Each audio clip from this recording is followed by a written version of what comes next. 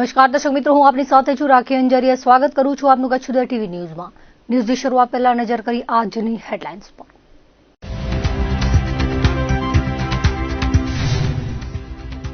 ઈ સરકારની કામગીરીમાં કચ્છ રાજ્યમાં મોખરે. અમદાવાદ વડોદરાને પાછળ છોડી મેળવ્યું પ્રથમ સ્થાન. 61,000થી વધુ ઈ ટપાલ અને ફાઇલ બની. દેવ દરબારના મહંતના વાણી વિલાસ સામે ભભૂક્યો આક્રોશ. દશનામ ગોસ્વામી સમાજ દ્વારા અપાયું આવેદન. મહંત સામે કડક કાર્યવાહીની કરી માંગ. કચ્છમાં વાતાવરણની વિષમતા રહી યથાવત. નલિયા રાજ્યમાં સૌથી ઠંડુ તો ભુજ સૌથી ગરમ મથક. પવનની દિશા બદલતા ઠંડી વધવાનો અણસાર. ભચાઉ તાલુકાના લાકડિયા ગામે પોલીસ સ્ટેશનની પાછળ આવેલા રેલવે પાટામાં ટ્રેન તળે આવી જતા યુવાનનું મોત થતા અરેરાટી ફેલાઈ ગઈ હતી. આ બાબતે લાકડિયા પોલીસમાંથી જાણવા મળતી વિગતો મુજબ ગઈકાલે બપોર પહેલા બનાવ બન્યો હતો. હતવાગી સોઢા કેમ્પ સિવલખામાં રહેતા 25 વર્ષીય મહેન્દ્રસિંહ કેશુભા સોઢા પોતાની ભેંસ શોધવા માટે ગયા હતા. રેલવે પાટાની આસપાસ ભેંસ શોધતા હતા. એ દરમિયાન પાટા પર ટ્રેન આવી જતા કંઈ સમજાય તે પહેલા ટ્રેન હડફેટે આવી જતા ગંભીર પ્રકારની ઇજાઓ થવાના કારણે તેમનું મોત થયું હતું. આ બનાવને પગલે સ્થાનિકે ગામમાં અરેરાટી ફેલાઈ ગઈ હતી. બનાવ અંગે લાકડિયા પોલીસે અકસ્માત મોતનો ગુનો દાખલ કરી આગળની તપાસ હાથ ધરી છે. મહત્વનું એ છે કે કચ્છમાં ટ્રેન અડફેટે આવી જવાના કારણે મોતના બનાવો વધી રહ્યા છે, જે ખરેખર ચિંતાજનક બાબત કહી શકાય તેમ છે. ભુજ તાલુકાના કુનરિયા ગામે નદી પટમાંથી અવારનવાર રેતી ચોરી થતી હોવાની ફરિયાદ સામે આવે છે. ગામમાં નદી પટમાં મોટા મોટા ખાડા થઈ ગયા છે, પરંતુ ખાણ ખનીજ સ્પોટ કે પોલીસ દ્વારા કોઈ કાર્યવાહી ન કરાતી હોવાની ફરિયાદ છે. તેવામાં રેતી ચોરીની કરેલી અરજી બાબતે નોખાણીયાના યુવાન પર હુમલો કરાતા મામલો ટોક ઓફ ધ ટાઉન બન્યો હતો. આ બાબતે પોલીસ સ્ટેશનેથી જાણવા મળતી વિગતો મુજબ નોખાણીયા ગામે રહેતા ભરત વારોત્રાએ માધાપર પોલીસમાં જણાવ્યું હતું કે તેઓ પોતાની ગાડી લઈને જતા હતા ત્યારે ઢોરી ફાટક પાસે કુનરિયાના ઉપસરપંચના ભાઈ અરુણ આહિરે ઉભો રખાવી તે મારા વિરુદ્ધ અરજી કેમ કરી તેવું કહીને જાનથી મારી નાખવાની ધમકી આપી હતી. ફરિયાદી પુલ પાટિયા પહોંચ્યો ત્યારે ગામના મેહુલ ધનજી છાંગા અને મિતેશ છાંગા ટેન્કર લઈને આવ્યા હતા અને ફરિયાદીની ગાડી આગળ ટેન્કર ઊભું રાખી લાકડી વડે માર માર્યો હતો. બાદમાં ફરિયાદીની ગાડી પાછળ બ્રેઝા કારથી પીછો કરતો હોય હુમલાની દહેશતે તેઓ તાત્કાલિક માધાપર પોલીસ સ્ટેશને પહોંચીને ફરિયાદ લખાવી હતી. પોલીસે અરુણ છાંગા, મેહુલ છાંગા, મિતેશ છાંગા સામે ગુનો દાખલ કર્યો હતો. દરમિયાન સામે પક્ષે મેહુલ છાંગાએ માધાપર પોલીસમાં ફરિયાદ લખાવતા જણાવ્યું હતું કે આરોપી ભરત વારોત્રા, કાનજી વારોત્રા અને માવજી વારોત્રાએ ફરિયાદનો કોલર પકડી લાકડી વડે માર મારી ગાળો આપી મારી નાખવાની ધમકી આપી હતી. માધાપર પોલીસે ગુનો દાખલ કરી તપાસ હાથ ધરી છે. દરમિયાન નોખાણીયાના ભરત વારોત્રાના જણાવ્યા પ્રમાણે તેઓએ કુનરિયા ગામની નદીમાંથી થતી રેતી ચોરી બાબતે કાયદેસરની કાર્યવાહી કરવા માટે સ્થાનિકે વખત રજૂઆત કરી છે, પરંતુ સ્થાનિકે કોઈ કાર્યવાહી કરવામાં આવતી નથી. કુનરિયા મધ્ય ટાવર્સ પૈકી સર્વે નંબર 636/ પૈકી તથા રેવન્યુ સર્વે નંબર 344 પૈકી ખુલ્લી જમીન કે જેમાંથી નદી પસાર થાય છે તે સરકારી મિલકતમાંથી કુનરિયાના અરુણ ગોપાલ છાંગા અને ગામના ઉપસરપંચ સુરેશ ગોપાલ છાંગા દ્વારા ખનીજ ચોરી કરવામાં આવી રહી છે. અગાઉ 4 કરોડનું મોટું દંડ ફટકારવામાં આવ્યું હતું, છતાં ખનીજ ચોરી ચાલુ છે. ચોરી માટે રોજના 80 ડમ્પર આહિવા આ પટ્ટામાં દોડી રહ્યા છે. 9 મહિનાથી બેફામ રેતી ચોરી ચાલુ છે. સ્થાનિક તંત્રના ધ્યાને હોવા છતાં કોઈ કાર્યવાહી ન કરાતા રાજ્યના મુખ્ય સચિવ અને ખાણ ખનીજ કમિશનરને પરિસ્થિતિથી વાકેફ કરાયા હતા. આ બાબતો અંગે ફરિયાદ કરી કોઈ હુમલો કરાયાનો દાવો કરવામાં આવ્યો છે. વધુમાં ભરત વારોત્રાએ હુમલા બાદ એક વિડીયો બનાવ્યો છે, જેમાં સ્પષ્ટપણે દાવો કર્યો છે કે સરકારી જમીનમાંથી 100 થી 150 કરોડની રેતી ચોરી કરવામાં આવી છે.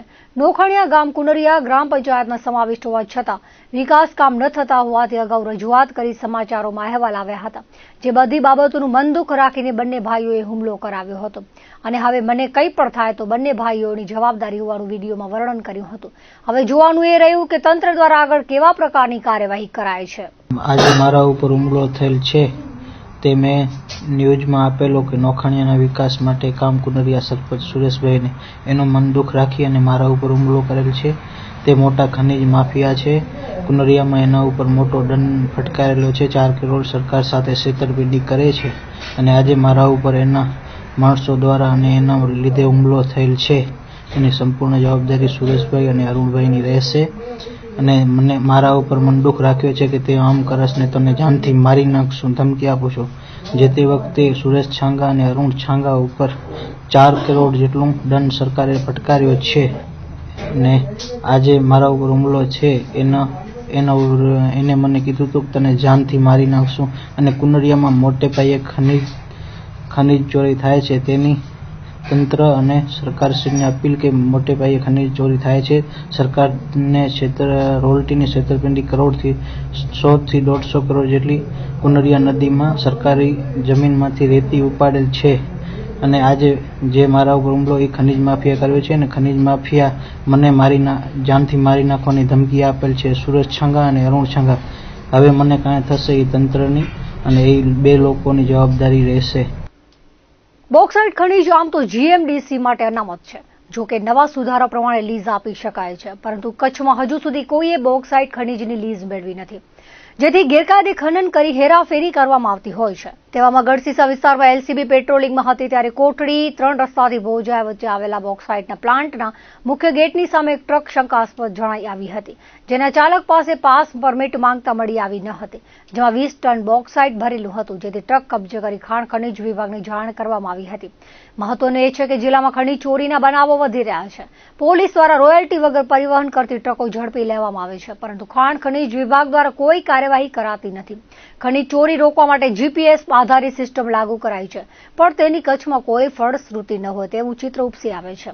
તો બીજી તરફ ભુજ ભચાઉ હાઈવે રોડ પર નાળાપા ફાટક પાસે પદ્ધર પોલીસ પેટ્રોલિંગમાં હતી ત્યારે ડમ્પર આવતા તેને ઊભું રખાવી તપાસ કરવામાં આવી હતી, જેમાં વ્હાઇટ ક્લે ખનીજ ભરેલું હતું.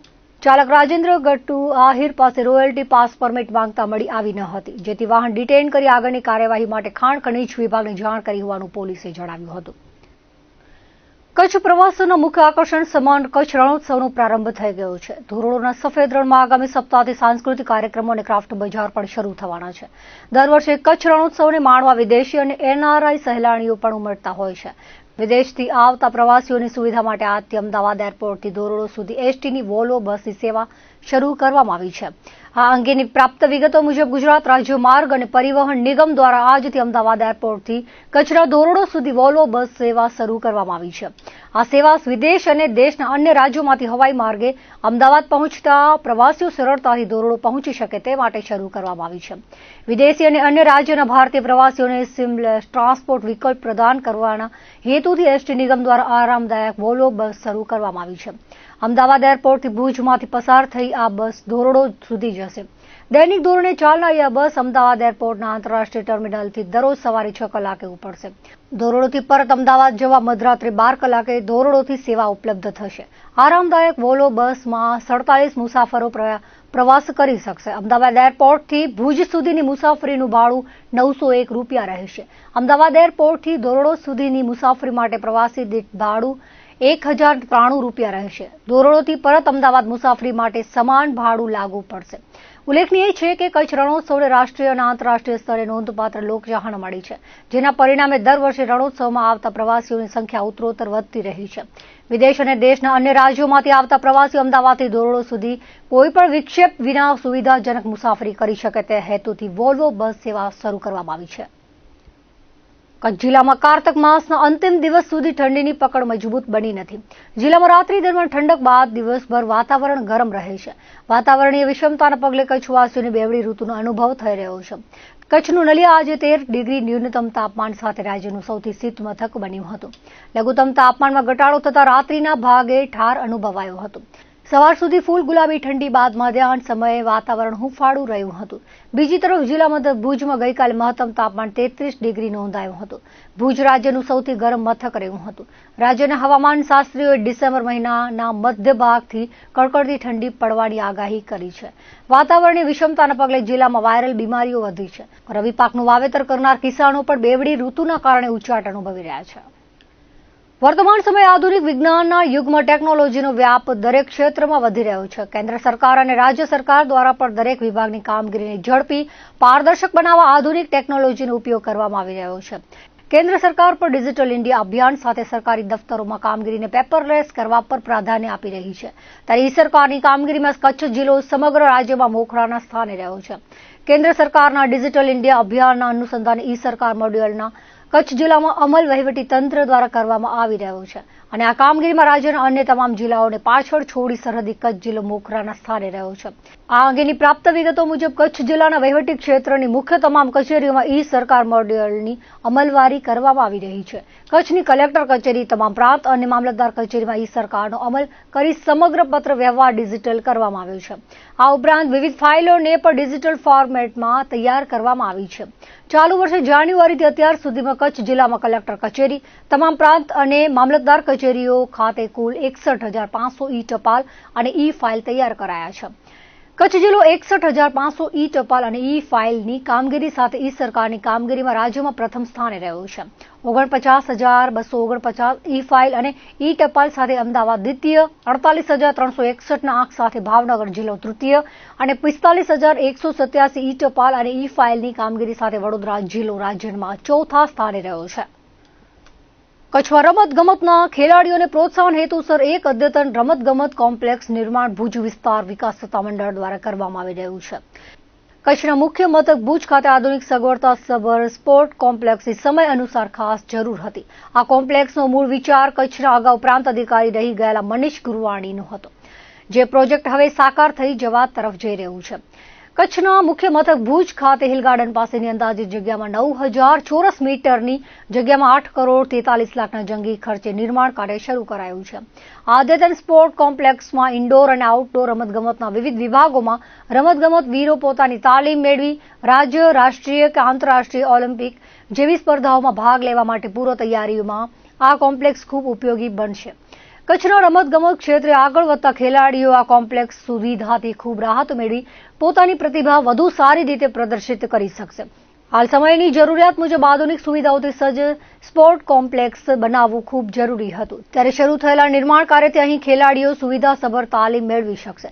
આ અંગે ભુજ વિસ્તાર વિકાસ સત્તામંડળના જુનિયર ટાઉન પ્લાનરે વધુ વિગતો આપતા જણાવ્યું હતું કે સ્પોર્ટ કોમ્પ્લેક્સની કામગીરી શરૂ કરી દેવાઈ છે, જેમાં ગ્રાઉન્ડ ફ્લોરની કામગીરી પ્રગતિ પર છે અને આ કોમ્પ્લેક્સ 1 વર્ષમાં સંપૂર્ણ તૈયાર કરી લેવાની ગણતરી છે.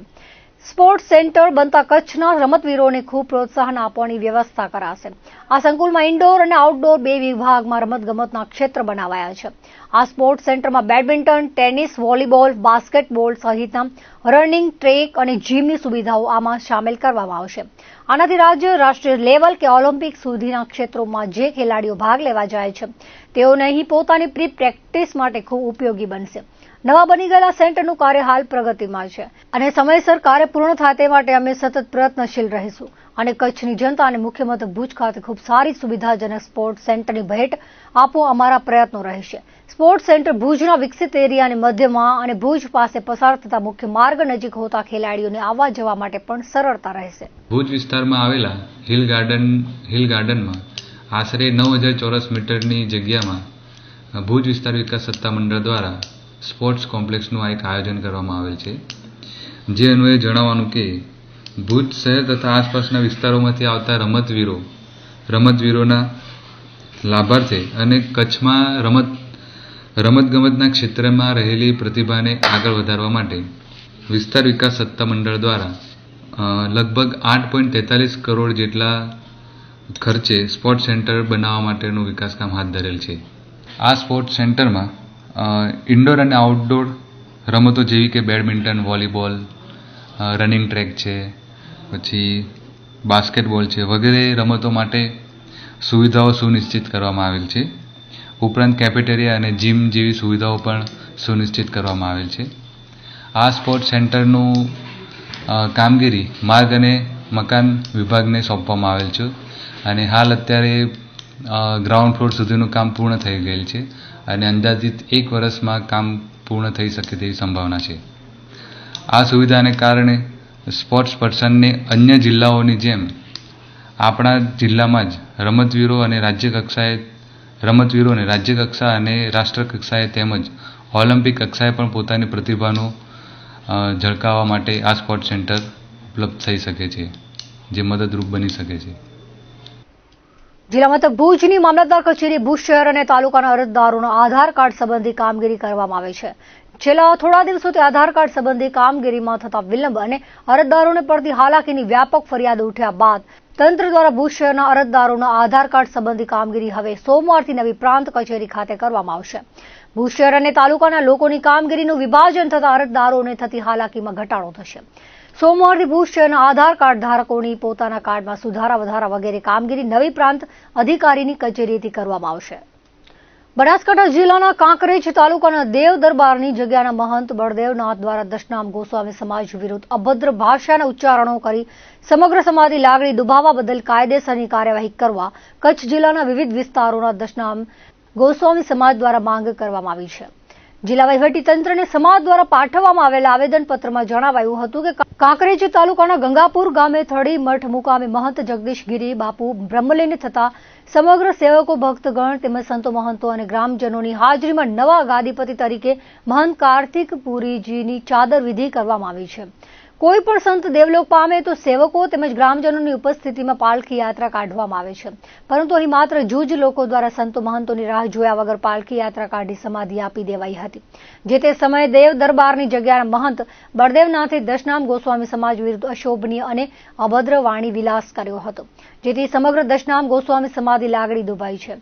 જિલ્લા મથક ભુજ ખાતે કુકમા, વરલી પરિવાર, સુખપર, મિર્જાપર, મહાગુજરાત દશનામ ગોસ્વામી મહામંડળ, કચ્છ પ્રદેશ, નારાયણપર, અખિલ કચ્છ દશનામ ગોસ્વામી સમાજ, અબડાસા દશનામ ગોસ્વામી સમાજ દ્વારા રાજ્ય સરકાર વતી જિલ્લા વહીવટીતંત્રને આવેદનપત્ર પાઠવી દેવ દરબાર મઠના મહંત વિરુદ્ધ કાયદેસરની કાર્યવાહી કરવા માંગ કરી હતી. આ વેળાએ વિવિધ વિસ્તારોના ગોસ્વામી સમાજના આગેવાનો, જ્ઞાતિજનો મોટી સંખ્યામાં હાજર રહ્યા હતા. મળી મઠના મહંત શ્રી બળદેવનાથ, ગુરુ શ્રી વસંતનાથ દ્વારા અમારા ગોસ્વામી સમાજ વિશે અભદ્ર ટિપ્પણી કરવામાં આવેલ હતી. તેના વિરુદ્ધમાં આજે અમારા આખા કચ્છ સમાજનું સંગઠન શ્રી અખિલ કચ્છ દશનામ ગોસ્વામી સમાજ, શ્રી મહામંડળ ગુજરાત દશનામ ગોસ્વામી મહામંડળ કચ્છ પ્રદેશ, શ્રી પશ્ચિમ કચ્છ દશનામ ગોસ્વામી સમાજ તથા અલગ અલગ સમાજોના જેમ કે કુકમા દશનામ ગોસ્વામી સમાજ, વરલી પરિવાર દશનામ ગોસ્વામી સમાજ, પાવરપટ્ટી દશનામ ગોસ્વામી સમાજ, મિર્જાપર દશનામ ગોસ્વામી સમાજ, સુખપર દશનામ ગોસ્વામી સમાજ, અબડાસા દશનામ ગોસ્વામી સમાજ, નારાયણપર દશનામ ગોસ્વામી સમાજ વગેરે જણે સંયુક્તમાં ભેરા મળી અને એમના વિરુદ્ધમાં આજે આવેદનપત્ર દેવા માટે અહીંયા કલેક્ટર ઓફિસે બધા ભેરા થયેલા છીએ. એમને જે અમારા સમાજ વિશે અભદ્ર ટિપ્પણી કરેલ છે એના વિરુદ્ધમાં અમારી ફરિયાદ છે અને એમના મારફતે સરકાર સુધી એમના અવાજથી સરકાર સુધી અમારો અવાજ પહોંચે એવી અમારી માંગણી છે ને સખતમાં સખત એને સજા થવી જોઈએ, એમના વિરુદ્ધ પગલાં લેવામાં આવવા જોઈએ કે ભવિષ્યમાં કોઈ પણ વ્યક્તિ અમારા સમાજ વિશે આવી કોઈ પણ અભદ્ર ટિપ્પણી ન કરે. એના માટે આજે અમારું આખું સંગઠન ભેરું થયું છે. એમને એક જગ્યા હતી ત્યાં કાંકરેજ તાલુકાની મઠની જગ્યા હતી, એમને ગુરુ તરીકે ત્યાં એ લોકોના મંદિરના વિવાદ હતા. એ વિવાદથી અમને કોઈ લેવા દેવા નથી, પણ એ વિવાદના અંદર એને અમારા ગોસ્વામી સમાજને આખા પરિવારને ટાંકીને જે અભદ્ર ટિપ્પણી એવી કરી છે કે અત્યારે હું આપની સમક્ષ બોલી પણ નથી શકતો. એના વિડીયો પણ છે. અમારો વિરોધ એના માટે એમની સામે છે. અમે બધા અહીંયા ભુજ આવેદનપત્ર આપવા આવેલા છે. મહિલા મંડળ પણ હાજર જ છે. હું એ કાકાને ખાલી એટલું જ કહેવા માંગીશ કે જે અમારા સમાજ વિશે અભદ્ર ટિપ્પણી કરી છે તે અમે સાંખી નહીં લઈએ. મહિલા મંડળ પણ જો મા દીકરી બની શકે છે તો રણચંડી પણ બની શકે છે. આ વાતનું અમને અત્યંત દુઃખ લાગ્યું છે. જે કાકા શબ્દો બોલ્યા છે કાં તો પોતે માફી માંગે ને કે અમારે મોદી સાહેબ પાસે જવું પડશે ને તો અમે જવા તૈયાર છીએ.